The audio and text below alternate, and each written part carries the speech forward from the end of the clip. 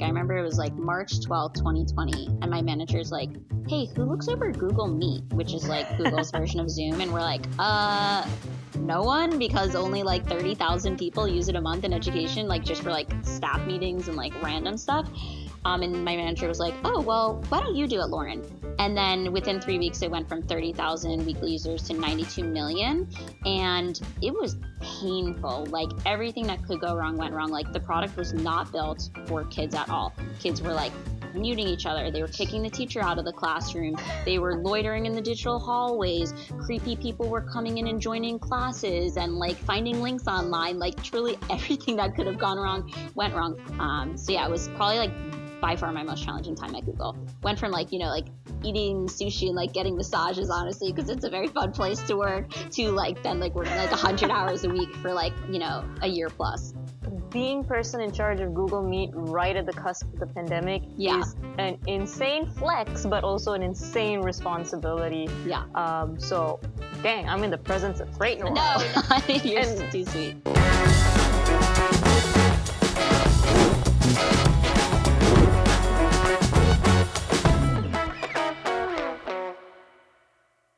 All right. Hi, everyone, and welcome to another episode of Changing Reality. My name is Harsha, your host, and today we're here with Lauren, who's head of education at Figma. And Lauren, thank you for joining us. Thanks. I'm so excited to be here. My first time at the Pen Club. Very nice. I've been missing out. It is a beautiful building, isn't it? Yeah, it's really nice. I kind of feel like, we're talking about fun tech stuff and all, and like, it's such a nice setting. I feel like we should talk about like some ancient history.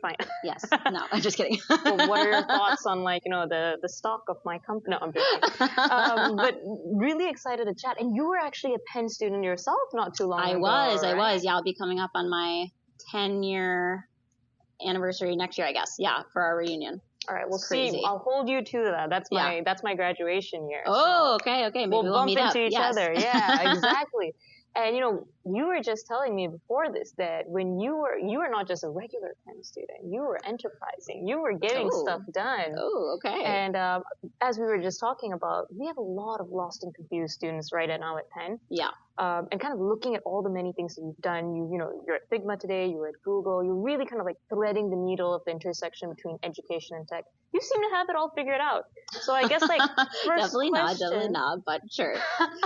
First question, were you ever as lost and confused as us when you were a student at Penn? Paint us a picture of like you, freshman year, entering like, college. What was your frame of mind like? Oh my gosh, I was very lost and confused, and I feel like I got more lost and confused the older I got, to be honest, because I think I came into Penn like a lot of students do, who are like very accomplished, like very type A, like have like an exact plan for how their life is going to go. And I think the older you get, the more that like starts to pull at the seams. I think when I came into Penn, I was actually choosing between going to film school or going to Wharton. And at the time, I was like very interested in international development, especially at the intersection of like healthcare and education. And I remember thinking like, oh, I could go the film route and like tell these stories through film, or maybe I should like learn to run an incredible business, and then I could go the nonprofit route because there's so many important nonprofits, but maybe they're not run the best. And so I had this like very clear idea of like, okay, well, I could always go business, and if I don't like business, go into film. It would probably be harder to go into film and then like switch back into business. This was like my logic at the time. And so, yeah, I think I came in with that, had a very like clear sense of like, oh, social impact, this is what I want to do. And then I was just like, I remember it was actually funny. It was the summer before I joined, and Wolf of Wall Street had come out, and my mom had seen it at the theaters, and I was like, oh, do you think I should go watch it? Because like so many of the people at Penn are like bankers and whatever. And she's like, I think you should definitely not watch it, because I'm not sure you're going to like that side of Penn. And I do remember coming and being just like totally shocked by like how much focus there was on like finance and money and power, and it feeling like so incongruous with the things I was interested and excited about. And I think over time I was able to find like-minded communities, but there were definitely moments at the beginning where I was like, wait, what are these classes? I thought I would be studying more like entrepreneurship and social impact, and I have to take how many finance classes and how many statistics classes, like, and so I think at first I was like a little disenchanted with all of that before kind of like finding my own groove. But you did end up studying, I think, product design, marketing, social impact. So you really chose, like, I would say, things that in today's world you see it's really kind of, directly involved the work you do. Yeah. Did you know that, like, did you see the future? Were you picking accordingly? Or how did you kind of find yourself in that major in a way? Yeah, I think it was because I really wanted to go into nonprofits, but I think that that's where maybe like the social impact piece came in. But then when it came to like the product design and marketing and tech part of it was, I think it was after my freshman year. Basically, I had done the Penn International Internship Program. I don't know if you'd heard of that. And so I worked at this school in Botswana for the summer, and we spent all of the summer like trying to raise money, and we had all these plans of things we wanted to do. And it kind of got me really not excited about nonprofits because I realized like, oh my gosh, I could be the best at what I do in the world and have the best plans in the world.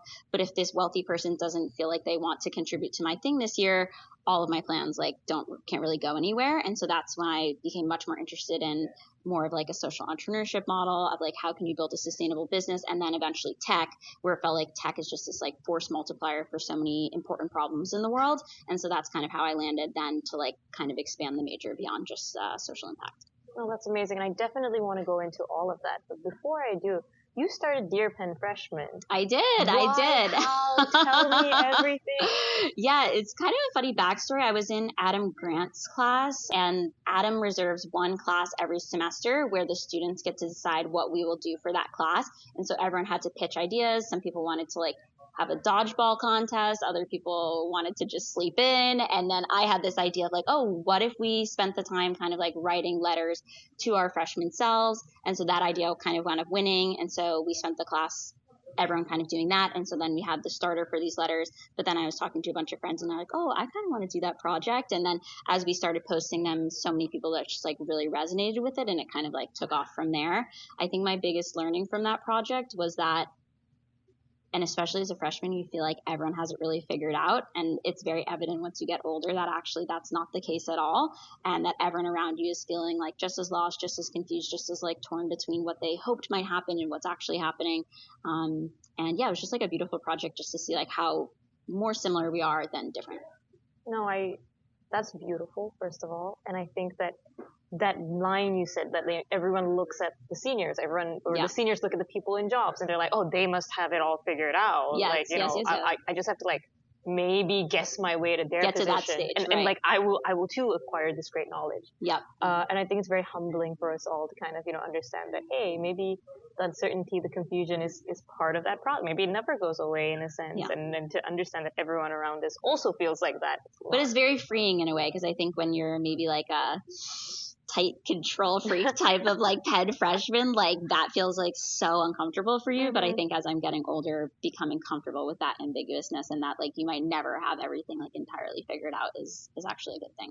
So how, like you obviously were very kind of, mature in the way you were thinking about it, even as a senior. How did you kind of, use that sense of understanding, that kind of reflection in figuring out your next steps when you were a college senior and figuring out what you wanted to do next? Yeah, it's a really good question. I actually had a pretty bad time trying to get a job. I remember OCR my junior year, I got interviews everywhere. Like, not to weird flex, but like I was so happy I got interviews everywhere, but I wasn't getting any jobs. And then even into my senior year, I think I wound up doing like 70 rounds of interviews and maybe like 30 final rounds and didn't wind up with like a single job. And there were so many people who were like, oh, well, you're kind of like too into social impact and like, I don't know if you can like really cut it here at this like corporate culture. I remember actually I was in this final round at Microsoft, which is ironic considering what I do now. And he's like, if you think you're just going to come here and give away all of our computers for free, like, that's not going to happen. And I was like, okay, like, that's not what I'm asking to do. And he's just like, I don't know. I think you're just like too non-profity. I don't think you would make sense here at Microsoft. And he like said that to me in real time. And there are a couple other people who said that. I think I had like a final round with Amex too. And they're like, I don't know, you feel like too non-profit oriented. And I was like, okay, well, you saw my resume ahead of time. Like, it's not like I just like came and surprised you in this interview. And I just remember like feeling like so sad that it felt like my values of what I cared about were so at conflict with what some of these like corporations cared about, and made me just feel like, is there going to be a place for me in the world of tech? And then I think it all kind of like worked out for the best, because I think like in the end I wound up at the right place at the right time. But it definitely like was a bit of like a crisis of like, oh, should I adjust my values and maybe like just go into banking or just go into consulting? Like I wasn't excited by those things, but it felt like that's what everybody else was doing. And it felt like what I wanted to do was just like well beyond reach. But then it all like eventually like panned out. And then I found my way like to the right path. But at the time it really felt like, oh, maybe I really should compromise on these things just to get on some path, which in the end, like definitely would not have made me happy, but in the moment can feel like your only choice. You know, you wouldn't believe it, but yesterday alone I spoke to like 2 different people, just like lunch, coffee and all of that. And they were like seniors who had that exact same, you know, thought process, which is like, this is something I really love. Yeah. But I'm not getting like, you know, like, but this is an industry I really want to get into and I can't kind of find a way to marry the two. I can't find a role for myself there. And do I go and do something that, you know, every other Penn student is doing or every other student is doing the more traditional route? Or do I stick to what I believe, like, you know, will bring me joy?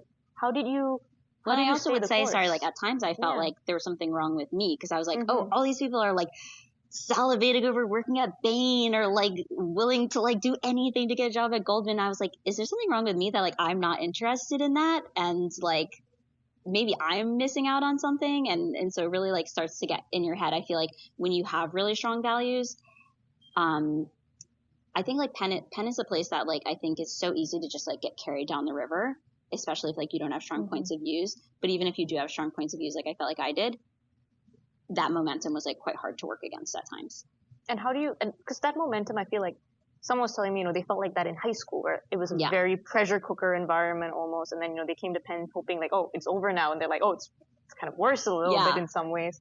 And I feel like people, they just keep moving in from one environment to another, not having like, you know, the opportunity or the ability to kind of, you know, chart their own course. Yeah. How did you navigate that feeling? Because at the end of the day, like there are things that you can do physically, but you have to fight the feeling at times as well. Was there what did you tell yourself like to make sure you were able to again stay true to your values? Yeah, I think I was just like really, really passionate about a specific set of things. And I remember actually my senior year, Adam introduced me to someone who gave me some really good advice when I was like really in the trenches of like, I have no offers. All of my friends have had jobs for months. It's like March, I think. And I was like, I literally don't have anything in sight that I think is going to happen for me. And this woman gave me some really good advice. She's actually an EdTech entrepreneur now. And she was like, you know, you really need to think very carefully about what you do for work because it's where you spend at least 40 hours a week physically doing, and not to mention all the mental energy that you spend all of your time doing later on. And she was like, so you really need to make sure it's a topic you're passionate about because you're going to be talking about that all day with other people. You're going to be thinking about it when you're not at work. And, you know, she gave some other pieces of advice, but like that kind of really haunted me and made me think like, oh my God, I can't even like stay awake for my 1 hour finance class. Like I'm not willing to do that for like the rest of my life. And so I think it just forced me to like have some patience that maybe I'm not going to be on the exact same time schedule as all of my peers at Penn, but I'm going to wait out and hold out for the thing that feels exciting for me. And honestly, in the end, like so many of my friends, like I think who go into these more like generalist roles, like there's nothing wrong with going into consulting or anything like that. I think for some people it's the right path, but in many cases it's kind of just like kicking the can down the road to discover what it is you really care about. And then, you know, friends of mine are like 3 years out of doing that, 5 years doing that, and they're like, I still don't feel like I found my thing. Well, maybe I should do my MBA. That will be my thing. And then after the MBA, they're like, oh, I still haven't found my thing. And so it's like the earlier on that you can find like that kernel of the thing you're excited about, like go deep with that versus like feeling like push the tide about where everyone else wants to go. Okay, that's absolutely beautiful. Like, no, like just hits 100%. Like, I will send that specifically to 10 people I know who I think really need to hear that. You should write Dear Penn Seniors now. Yes, Dear Penn 30-year-olds. No, actually, I think there's something there. Yes, that's fair. That's true. But like moving to you eventually did get a role. I think you started at Google as well. Yeah. So you were in the education space at Google, and Google does a lot of things there, obviously. Yeah. So maybe you can start by telling us a little bit about your time there working at the Google education space. Yeah. What were some of the core interesting projects that you started working on and that left an impact on you? Yeah, that's a great question. Maybe just a quick backstory of how that all came together. So like my senior year, it's March. I don't have a single job on the table, like at all. And then in 1 week, everything totally turned around. I actually met my now husband. We got set up on a blind date.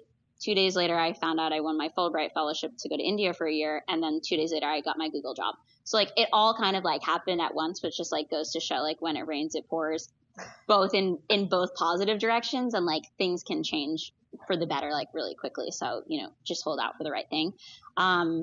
As far as Google, yeah, I was just like really lucky to land on that team because I had spent the year before teaching in India. I was able to like weasel my way onto that team. I like started out in the like new grad APMM marketing program. Yeah, working at Google was like incredible. Like it was so cool to work on products that impacted like hundreds of millions of students every single day. It was kind of challenging during COVID, especially because like we had some products that went from being like tiny to like overnight having like hundreds of millions of users. And that was probably like the most pivotal time, just to like, because we were just like under so much pressure because the stakes were so high of like suddenly the world went from teaching one very clear way for the last 100-ish years, so to speak, to overnight needing to like support all these different types of needs. And our products were not ready for that. Our schools were not ready for that. And that was like a really big moment of challenge that I feel like in some ways we rose to the occasion, but in other ways we kind of like failed our students, and we're still seeing like the fallout from that. And I can only imagine what that looks like in a much smaller like part of the world. Like yeah, I run an education startup, and like during the pandemic, it was the first time where for many years we were, students ourselves running this this social enterprise. And we were always like, oh, we have to do more online stuff. We have to like, we were advocating for like interesting and creative ways for students to learn. Yeah. And then when the pandemic hit, suddenly everyone was like, hey, what were you saying? Again, like creative ways to teach young people. And we, like, as again, just a small, like, social enterprise overnight had, like, people from the government, teachers, students, all kind of, like, willing to listen. And we had to innovate so quickly that we definitely left a lot on the table. But I'd like to think it was, like, a point where we grew so much. Yeah. I can only imagine that, like, times a billion, like, at your role there. So how was it, like, almost kind of, day in, day out, having to assess what's happening around the world and having to tailor your products? How do you even cope with that speed? Yeah, no, it was a huge challenge. Like I remember it was like March 12th, 2020, and my manager's like, hey, who looks over Google Meet, which is like Google's version of Zoom? And we're like, no one, because only like 30,000 people use it a month in education, like just for like staff meetings and like random stuff. And my manager was like, oh, well, why don't you do it, Lauren? And then within 3 weeks, it went from 30,000 weekly users to 92 million. And it was painful. Like everything that could go wrong went wrong. Like the product was not built for kids at all. Kids were like muting each other. They were kicking the teacher out of the classroom. They were loitering in the digital hallways. Creepy people were coming in and joining classes and like finding links online. Like truly everything that could have gone wrong went wrong. Or like more heartbreaking stuff. Like we didn't at the time have like fake backgrounds. And so a lot of schools told us like, hey, my kids are not willing to turn on their camera because they don't want their classmates to see what their home looks like. And just like so many things like that seem small in the product, but were like so tough for like the human experience of the students that were living through that. And so we had to make a lot of changes really, really quickly to make the product, because I think if you were thinking like, oh, if we were to build a suite of tools for remote learning from the ground up, they wouldn't look anything like what we had at the time. And so there's the problem of like, how can you make the tools work in a quick amount of time? How can you equip the teachers? Like you said, like a lot of teachers some are really into tech, but others are like, oh, I'm not really interested in this. And for the first time, they were like forced to have to adopt it, and they didn't have the training or time to be able to do that. And then I think also trying to just like keep the spirits high when it became unclear how long that this would like go on. So yeah, it was probably like by far my most challenging time at Google. Went from like, like eating sushi and like getting massages, honestly, because it's a very fun place to work, to like then like working like 100 hours a week for like, a year plus. Being person in charge of Google Meet right at the cusp of the pandemic is an insane flex, but also an insane responsibility. Yeah. So dang, I'm in the presence of greatness. No, here. And we had a tiny team. Like I used to cover Google G Suite, Google Classroom, all of those. And Google actually had this interesting policy at the time where anyone who had a kid could take 4 months of carer's leave. So almost everyone on the team except for me and one other girl didn't have a child. And so then during that time, they all like went off for 4 months. So it was just like truly like round the clock for that time. But it was cool because I felt like we like were in the trenches together and learned a lot. Presence of greatness for sure. No, you're too sweet. Like you also mentioned like earlier in your career, you spent a year in India teaching at public schools there. You spent like some time in Botswana, again, in the education space.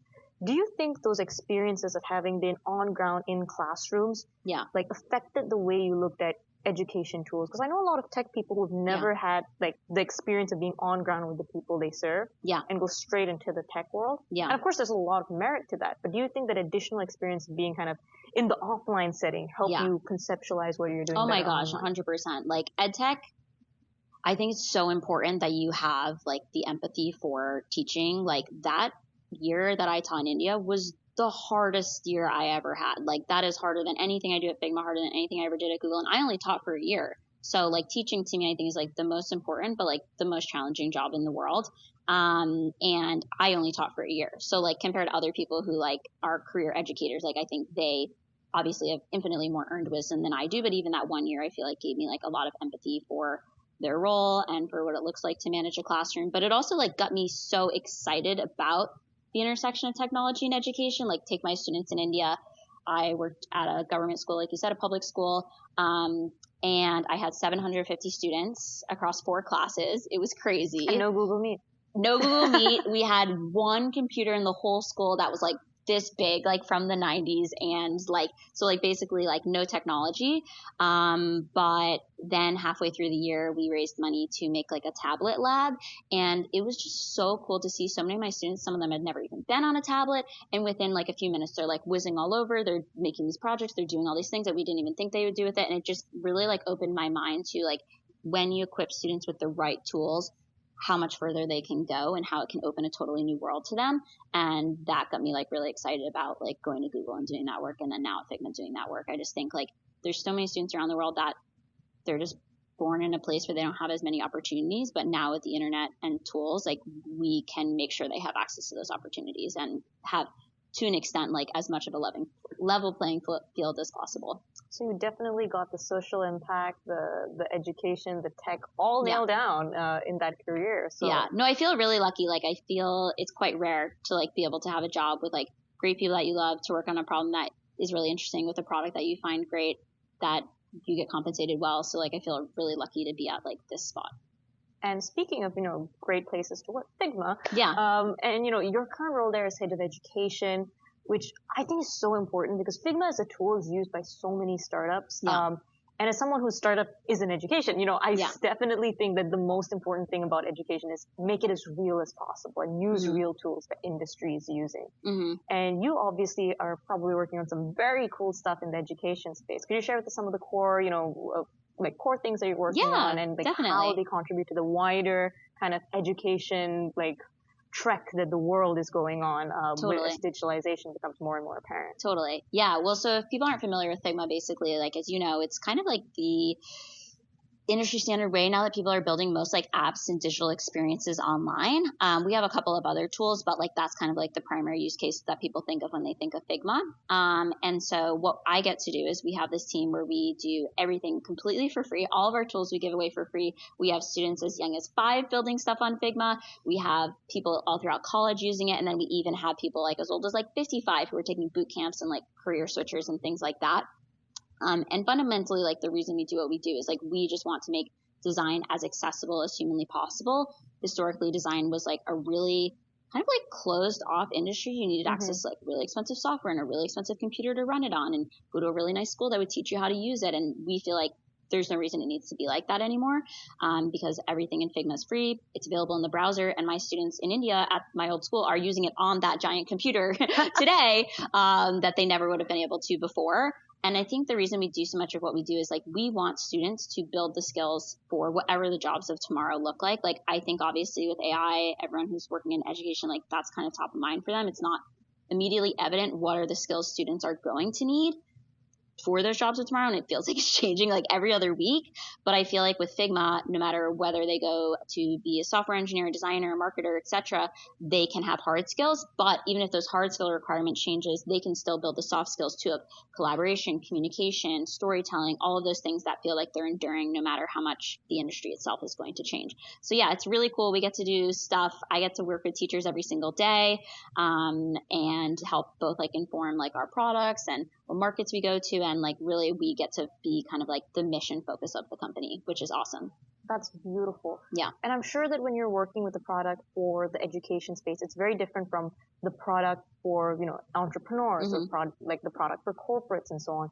So what do you think is the biggest difference about being in the education space that a lot of entrepreneurs maybe don't really even realize? Yeah. Like I think a lot of like, especially college entrepreneurs, no offense to us, but I think sometimes we take a one size fits all, like, approach to things. So like, if this product worked in like, my startup friend circle, it's going to work for school teachers. What's the biggest way or difference that you've seen in kind of making this widespread in the education world? Yeah, well, Figma's kind of our team is unique and similar to like what I did at Google and a couple other companies do this, where you're basically like an EdTech arm within a bigger company. And in a way, you're almost like a true social enterprise in that like you're not there to make money for the company. You're there to execute on a mission, but you don't have to worry about making money because you're supported by like, in Figma's case, the multi-billion-dollar business, and in Google's case, the trillion-dollar ads business. So it's cool because you can focus on the mission. But just because you're doing things for free doesn't mean like it's easy either, because I do think you do start with a product that was built for an entirely different use case. And I think as much as we, like a lot of people at Figma think like, oh, Dig Jam is so easy, obviously teachers can use that. And then we put it in the classroom and kids are causing absolute chaos. And we're like, no, okay, like here's a couple things that like maybe it's 80% right, but that last 20% is like really, really meaningful. And so I think that's the part we're working through now is like, okay, what about the core product works for the classroom and what do we need to like tailor for it? Yeah, I think EdTech is like a really, really hard market. People underestimate how slow moving it can be. Like there's just a lot of like regulatory processes, a lot of compliance requirements because you're dealing with like young kids. So you have to like be really cautious about what you do and how you interact with their data. I think EdTech's also a pretty crowded marketplace, I would say, like, especially in 2021 with like the advent of like remote learning, like all these companies came out and there was like exponential VC funding around it. And so like, I think people underestimate how competitive of a space it is. And then lastly, just like how long it takes to do everything. And at the end of the day, schools don't have a ton of money. And like, especially in an environment like today where like money is getting like slashed from schools, like that's going to be like harder and harder to compete in that space. And so it's very worthwhile because it's so mission oriented, but I'd say like it's a harder place to make the economics work than some other like traditional tech companies. And speaking of all the EdTech entrepreneurs out there, if there are like 3 lessons that you learned in a sense, or like 3 things that every EdTech entrepreneur should know from your experience, again, from classroom to Google to again, a startup or startup adjacent tool like Figma. What are these 3 things that all these EdTech entrepreneurs should know? I would say, first of all, you need to have both a plan for tops down as well as bottoms up, in the sense that you can't only just get teachers to fall in love with your tool. We had that we did that with Google Classroom, and it was like so organic. All these teachers were loving it. But then the admins were like, whoa, what is Classroom? And like teachers were like spinning up their own instances using kids' Gmails. Like it was just like not safe and compliant. And so you can't only like go from the bottoms up. You need also to get the buy-in at the top level. But if you only have the buy-in at the top level, you're not reaching teachers at the bottom who are the actual day-to-day users. So I would say like making sure you can marry like a tops down approach for compliance and security with like the excitement of a bottoms up motion with teachers. Related to that, I would say maybe the second thing is that like in EdTech, like you just really need to be community driven. At the end of the day, like your product will live or die based on the champions that you do or don't have in the community through your teachers. And so you need to stay like really focused on like solving teachers' actual needs. And like keeping them at the forefront of everything that you do, because like without that community, really your product is nothing. And there's so much else out there that you need to really stay like very community centric. And we've seen so many incredible companies, and it's been big for us at Figma too, by like investing in the community that will like pay dividends. Like teachers are just like so underappreciated. It's like honestly sad the like basic things we'll do for them that they get so excited about. And so like just treat teachers well, and like they will treat you well as in return, I would say. And then I think the final thing is just like trying to stay really close to what's actually happening in the classroom. Like if you look at the arc of how things have changed in schools over the last 5 years, it's been like a radical period of extreme change. And I think even the last like year and to 2 years with AI, like that's been like another radical shift. And so I think like how things are being done in the classroom have changed so much over the last few years in comparison to the last 50. And I think that's only going to like continue to change. And so I would say like staying close to like actual teachers to hear like what's the day-to-day problems that they're having, to make sure your product is like actually solving for something today, not something they had a problem like 3 years ago. Oh, I love that, because like you're so right. I feel like a lot of entrepreneurs are they think they're at the forefront of technology and they keep just kind of doubling down on their product. And they are, but then 6 months later, once they've raised their round and they've come back to it, they no longer are. Like something else has happened. So like I think that staying nimble and staying kind of, ear to the ground, being able to iterate is so important. And I absolutely love that. And that's why I think like the community piece can be like a positive flywheel as well. Is like if you're close to teachers, they'll tell you what's going on. You can make your product better. They're going to love it more. And it's like a positive virtuous cycle. And how do you build that relationship with the community? Because again, I feel like there's a tendency to get siloed when you're excited about your product. And then you kind of have to break your own heart a little bit when you're talking to community. So how do you do it in a way that, you're actually hearing what's the truth? You're actually getting involved with the people who matter and not just the ones that validate your own kind of, ideas. Yeah, that's a really good question. I mean, I think like as far as like getting your first 100 true fans, like that's the hardest part. Like I remember when I first came to Figma, just like emailing, DMing every random person on the planet, like to get them to even just like respond to me. I remember making like a custom GIF for like every email, just trying to get them to respond like, hi Harsha, da da da. And so like that was like really hard. But I think like once you get some of your initial folks going, like, just being authentic and treating them well like a human. I think what I've seen some EdTech companies make the mistake of is like using teachers as like a marketing vehicle. And like almost taking advantage of the kindness of teachers, and that might work for a while, but eventually like that reputation is going to hurt you in the long run. So I think like being authentic to your community and also being very open and telling them I'm looking for this feedback. I don't want to be in an echo chamber. And honestly, a lot of teachers, like they're pretty direct. So like I think they're going to tell you as long as you like go looking for that feedback. And I think it's good to have a little bit of both. Okay. As we wind down, there's one more thing I wanted to touch on. You said it really nicely. Just like getting your first 100 kind of like true fans, true clients are really tough. So, and I think like a lot of people honestly are a little scared to do it. Like I'm a little scared, I'm not gonna lie. So like for everyone who's like, okay, they're ready to launch their EdTech project. They want to get, first 100, first 500 clients. Yeah. What is your recommendation and where do they even start? That is a really good question. I think, conferences can be a good place to show up and things like that. But I think like if you can just find a few well-connected people and build a relationship with them, you'll be surprised who they introduce you to.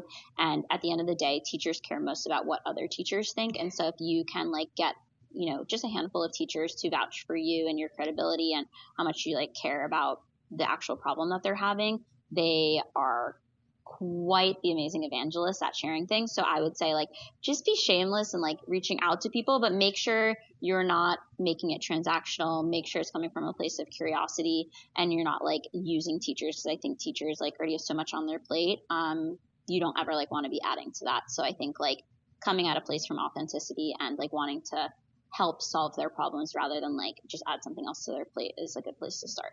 No, I really like that. I'm a true believer that like teachers are best people in the world.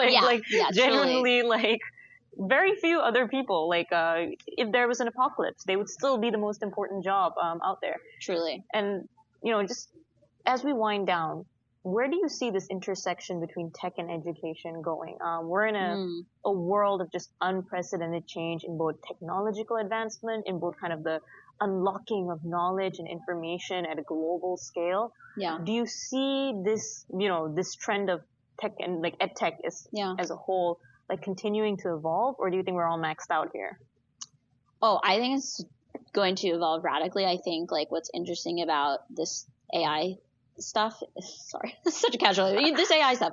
But like that's going to be so impactful for every single industry and touch every aspect of all of our lives. But I think education is probably primed to be like perhaps the most heavily impacted in a really positive way. What I'm really excited about there is that like teachers are like so burned out. They have too many students. They're not able to give students personalized attention. They're not able to just like even do like the basic stuff that needs to happen in a day-to-day thing because there's so many students and we're so under-resourced in our classrooms, at least here in the US. And so like I'm very excited about how AI can like create that personalized learning opportunity and allow teachers, like most teachers don't go into the field because they're like, oh, I love like marking up papers with red pen. They go because they like love students and they want to mentor them and they want to be there for them. And so I'm excited about how AI might possibly make it so that teachers can focus more on that piece and almost like be kind of like almost like a social worker in the classroom, like focus on how students are doing in their own personal development. And then the kind of like administrative stuff that like really takes up a lot of their time can be freed up by AI. So I think there's going to be a lot of bumps in the road to get us there, but I think that will be like a really exciting future where each student has a more personal opportunity and then teachers can focus more on the things that they love. That's the dream. That's where we're heading. Okay. Yeah. I can get on board with that. Yeah. And, to end us off, if you were to write a letter to your Penn senior self. Oh my gosh. Yeah. What would it say? I think I would tell myself that it all works out. Maybe not on the time frame you want, maybe not exactly how you wanted it to, but in the end, like everything, the right thing that's for you will find itself for you, whether it's like the right person, like, there's someone I dated in college that like, I was like, oh my God, like if it's not this person, like obviously like I'll never love again. And like, then shortly thereafter I met my husband and like that was the right person for me, and like the other person was just like not the right person, not the right time, but in the moment like that feels impossible to see. Or there were like so many jobs that I was like, oh my God, I'm not getting this job, like I'm done, like there's nothing for me, like obviously like I'm a huge failure. And then obviously you find yourself to things that you're like, oh, thank God I didn't actually get that job because it never would have led me to all of these things. And I think that like as long as you continue to like take leaps, the right things will find you at the right time. All right. Well, you have been a wonderful guest. No, you're such a great host. Thank you so much. This has been so fun. Thank you for joining us. And, I appreciate not just everything that you shared with us. I do think that you've given us some heavy hitters to like think about, like from every other Penn senior to like us EdTech entrepreneurs as a whole. Yeah. But beyond that, I think the work that you're doing is just so impactful in driving technology in the education space forward. Yeah. And I'm sure that there are like literally millions of people out there whose lives are in a better space, who are able to learn and grow in this world because of you. So thank you. Thank you. We're trying. So yeah, maybe the last thing I would just say is like for the senior thing is like, don't kick off down the road like what you already know now. Like to the point about the career thing is like, don't take a job that like, you're really not excited about, like, cause that's like your life and like time goes by like a lot faster than you would think. And so like, if you know the thing that you love, like don't hold out for that. I think it's worth it. Amazing. Yeah. Thank you so much. Cool.